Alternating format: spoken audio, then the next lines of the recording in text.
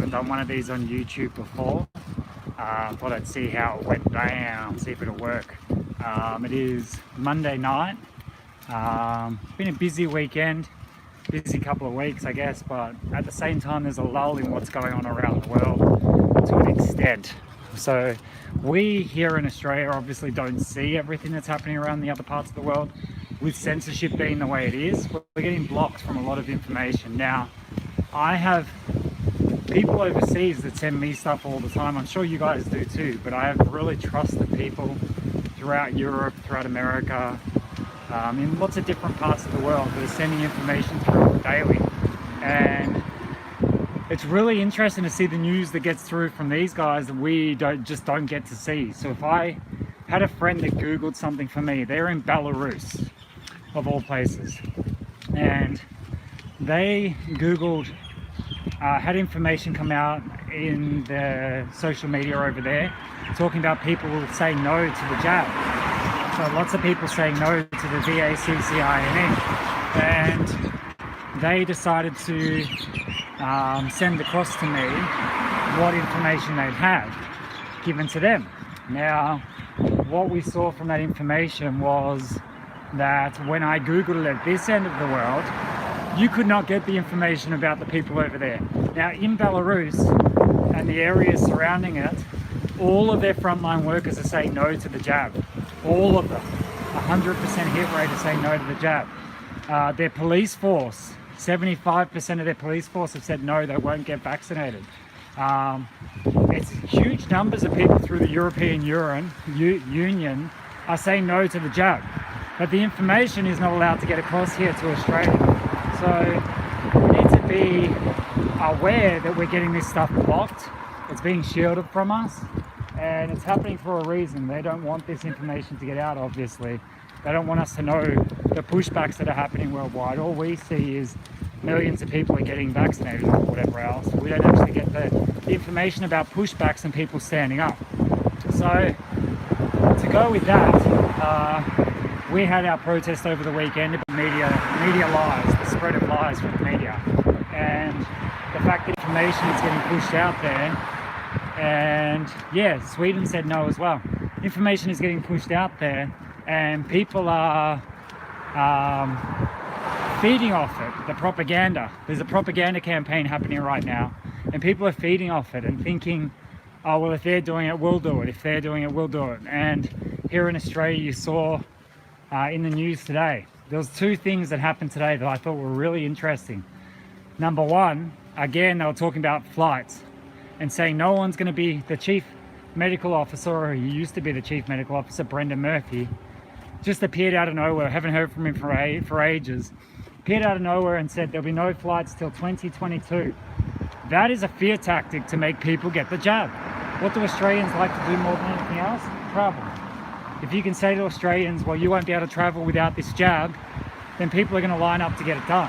So that happened today, and I'm just like, that's just a fear tactic. Don't buy into the fear. And then on top of that today as well, there was a report put up about parents, kids coming back from overseas, minors being isolated from their parents.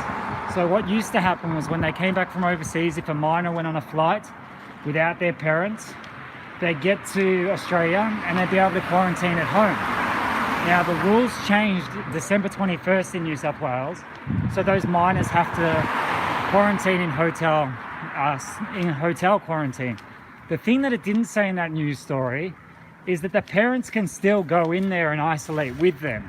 Now it's not ideal, but the way the news reported it was if you come back from overseas and you're a minor, you're going to be in quarantine by yourself. And again, everyone was up in arms, yelling and screaming about it and whatever else. What that does is creates fear of people coming back from overseas.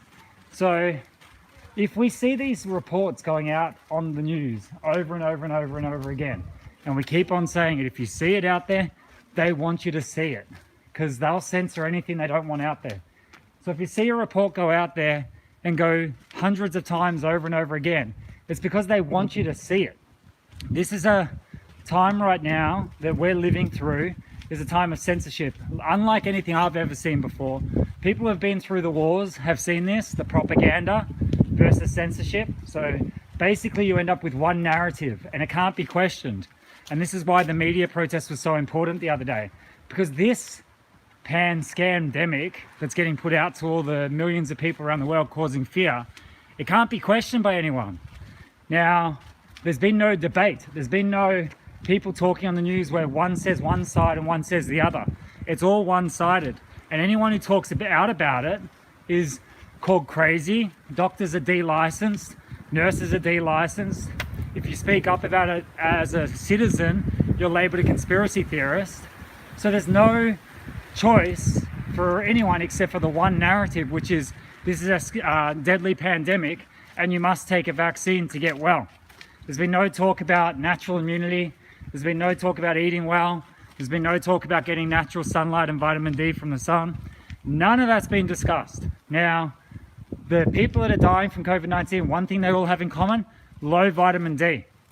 So that's a huge thing. Why wouldn't you have vitamin D rolled out around the streets? Go door to door with vitamin D rather than going door to door with PCR testing. Like, let's think about these things. Hydroxychloroquine was a drug that has been administered for the last 25 years. All of a sudden in March last year, before the pandemic really hit hard, in Australia, doctors were stopped from being able to prescribe it.